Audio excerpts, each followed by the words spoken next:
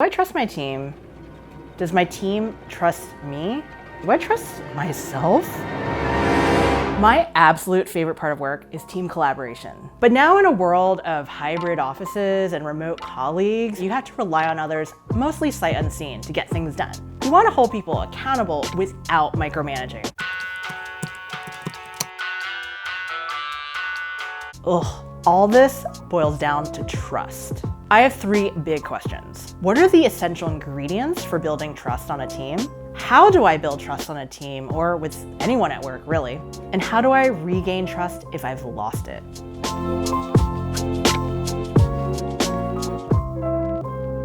Before we get started, this episode is brought to you by Microsoft. Microsoft's mission is to empower every person and organization on the planet to achieve more. But it's nothing without the people behind it. Watch and read some of the stories of the people behind the mission at aka.ms/ascend.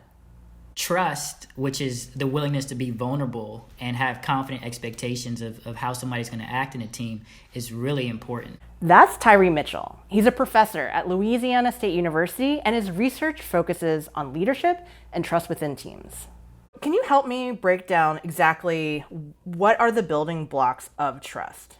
There's classic research that shows that there's three judgments that we typically make about whether someone is trustworthy, and it boils down to ability, benevolence, and integrity.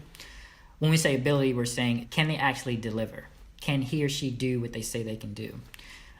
Benevolence is this idea that someone's actually acting on your behalf for their common good and not having intentions to harm you.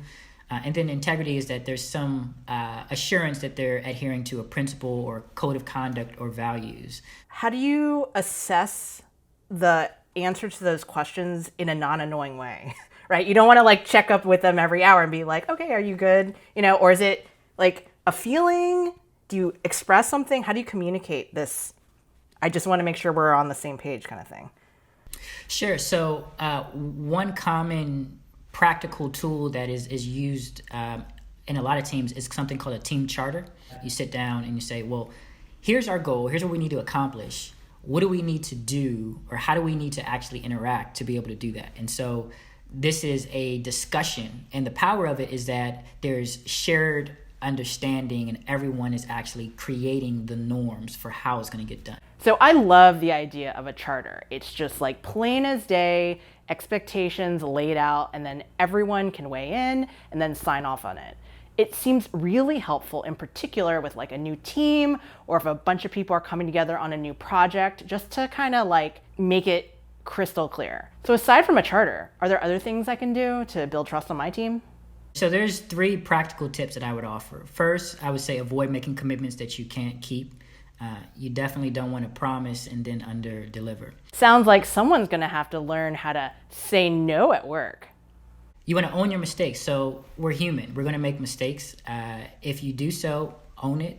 And I think the more that you blame others or you deflect it, it's going to cause issues as it relates to trust. Mistakes? No, I don't make mistakes. I kind of know what Oh, shoot. Do we have that on tape? The third thing is take an action that is not in your immediate best interest. So maybe you have a resource that you can share that can help another team member complete his or her part of their task. That may not necessarily be an immediate benefit to you, but that helps to build trust with them, knowing that you have their best interest at heart. What happens if you just mess up? That trust may not be there. You missed a deadline or you accidentally embarrass someone. How do you rebuild that trust? If I promised to do something and didn't do it, or worse, I did something that could potentially be to the detriment of the team. If I truly want to try to repair that trust, one thing that I can offer on my behalf voluntarily, is open monitoring of exactly what I'm doing. It's I screwed up. I let you guys down. I betrayed your trust. Actually giving them access to whatever it is that I still need to do moving forward. Being able to provide those structural solutions voluntarily can really make a difference. So here's the recipe for trust. Ability plus benevolence plus integrity. And thanks to Tyree, I have some steps for how to build trust. Don't overpromise and underdeliver. Definitely own up to mistakes that you have made and help others even when you have nothing to gain. If you're a watcher of this series, you know that there's always a practice montage and then I show before and after and like, woo, this transformation. But trust is kind of tricky and involves people and involves vulnerability. Shockingly, actually monitoring and filming and possibly showcasing to a wide internet audience is not the best way to establish or maintain said trust. You may need to trust me on this, that I'm actually working on it, but just not for the camera. If you're still watching, one, thank you. But two, I'm really curious, like, what do you want me to explore? Like, what problems do you have at work? I'd love to solve them. Please leave a comment. I'd love to hear your thoughts. And if you have any other ideas, throw them my way. All right, peace out.